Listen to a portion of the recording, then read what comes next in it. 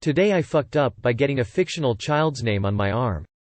Today I fucked up by getting a fictitious child's name tattooed on my arm. So this is from when I was 18.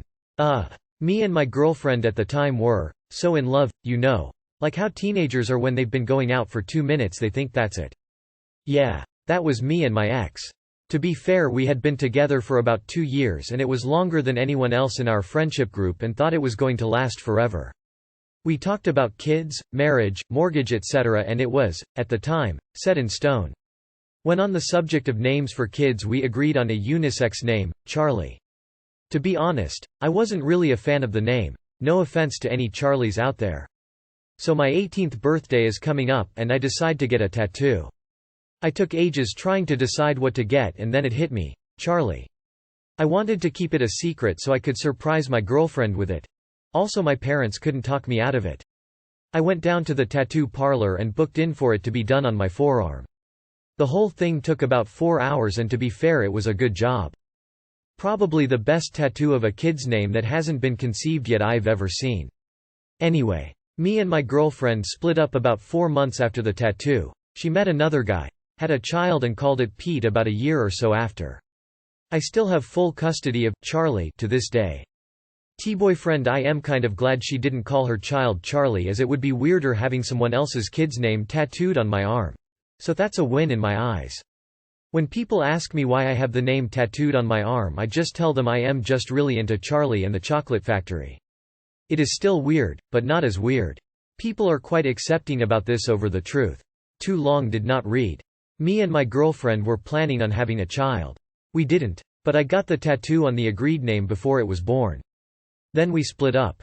This is just gold. One of the funniest things I've ever read. By the way, could be worst. I know a dude who had Wanda tattooed on his left butt cheek right before they broke up. Please let me see the tattoo. LMAO. You can also say you really love Charlie from Always Sunny. LMAO. That may be the worst tattoo idea I ever heard of. JFC, get a dog and name it Charlie face with rolling eyes. I'll tell you though, when you said, fictional, I thought this was going to be that the girl lied to you about being pregnant, so you went out and got a tattoo of the non-existent baby. So I guess it could be worse? Considering OP has posts from just a couple months ago about being a 17-year-old dating a 26-year-old woman, I'm gonna hazard a guess and say this crock of shit. How big is it? I had my girlfriend at the time, name tattooed on my hand. It was dark with a lot of shading. I got that shit lasered off lol. Took about 13 sessions. There's barely a trace. I really have to point for anyone to see it. Most of the time they can't. Not even an outline, just a few extremely faint spots. Perhaps invest in tattoo removal? Get a dog and name it Charlie. When it dies, tat the date on there and boom. Tattoo repurposed. Today I fucked up by making my grandma think heaven isn't real. Today, I fucked up by shaking my grandmother's faith in God and destroying her concept of heaven.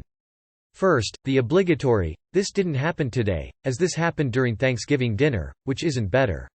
My wife's grandma is an incredibly sweet Italian woman that has always been the heart of our family. She's deeply religious but in a way that you know her kindness and generosity are genuine. Lately, she's had some health problems, but she still manages to light up whatever room she finds herself in. This year's Thanksgiving was at our parents' house, so I took an edible in the morning to help deal with all of that. And as family started piling in, my cousins and I decided to go for a walk before dinner was served. When it was finally time to eat, I got to sit by my grandma, which was awesome. We sat enjoying our meal, made all the more delicious by the walk, and my grandma says, "Oh, I just love that Stouffer's stovetop stuffing," to which I said, "Oh, fun fact. It was never actually called Stouffer's stovetop stuffing, just stovetop stuffing. That's just the Mandela effect." My grandma looked at me and said, "The what?" And I spent the next several minutes explaining the Mandela effect and that sometimes people remember things so vividly that they even remember things like commercials that never existed. My grandma is fascinated by this and asks what causes it, and at this point, I am extremely high. I say something along the lines of, well, some people think that they're memories from alternate realities, and try to explain the many worlds theory and how maybe our memories and time move along the fourth dimension between our three-dimensional universes, and that maybe she remembers Stouffer's stovetop stuffing because it was real in her past, but not our present. At this point, my wife is looking at me like, "You are way too high. What are you doing?" But my grandma is enthralled.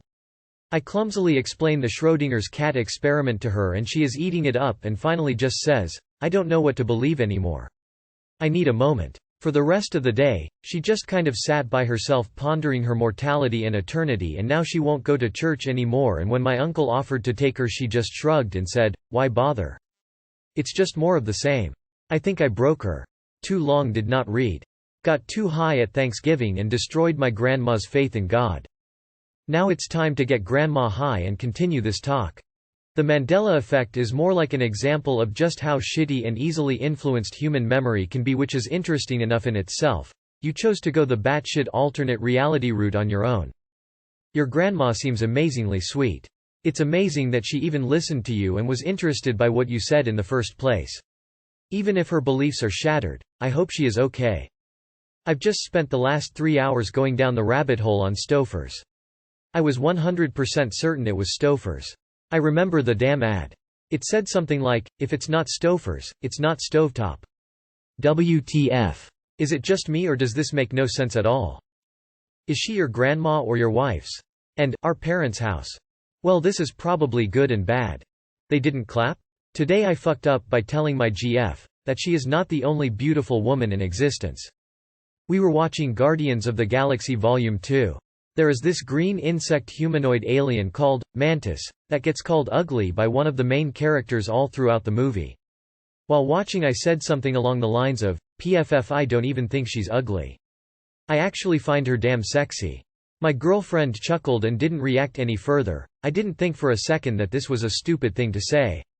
After all, that's a fictional alien-like creature in a movie. Well, on the next day she called me and said she didn't like the comment and it made her feel weird. We haven't been exclusive for all too long and she doesn't like me admiring other women like that. I thought that was kinda childish at first and said, "Okay, I am sorry about that. But why does this upset you? I mean, she is a fictional character. Even if not, you do know that you are not the only beautiful woman in existence, do you?" I don't know why these things come to my head and why I speak them before realizing how stupid it is. Now she is pissed and I sleep on the couch. Too long did not read. Reminded my girlfriend that there are other beautiful women out there and now I sleep on the couch. Red flag right there, buddy. Insecurity like that is not going to get better unless you open up direct communication about it. Even then I suspect you are going to hit a wall real hard. Jesus Christ, Reddit. Y'all dump people at the first flaw? Don't dump her just because of this. Talk it out. This isn't the biggest of deals. You're all single and it shows.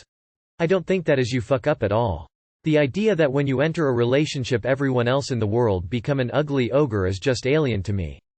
It's the kind of jealousy, immaturity that could be harmful to your relationship in the long term. Enough has been said about you and the girlfriend already, but Mantis isn't green. She wears green. Gamora is green. At least in the movie. I guess she is in the comics winking face. These comments kinda wilden. There's a difference between being honest and being tactful. Is she being insecure? Yes.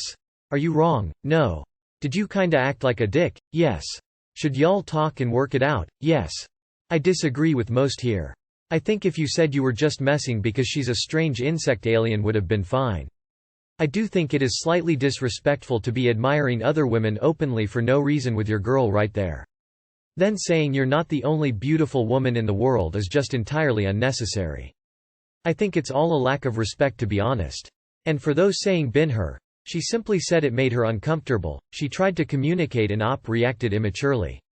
If roles were reversed, I'm sure he'd be thinking WTF. You didn't foo. Her reaction says a lot about her, and no, she isn't the only beautiful woman in existence. Has she gone blind to all others now, too? Extremely immature on her part.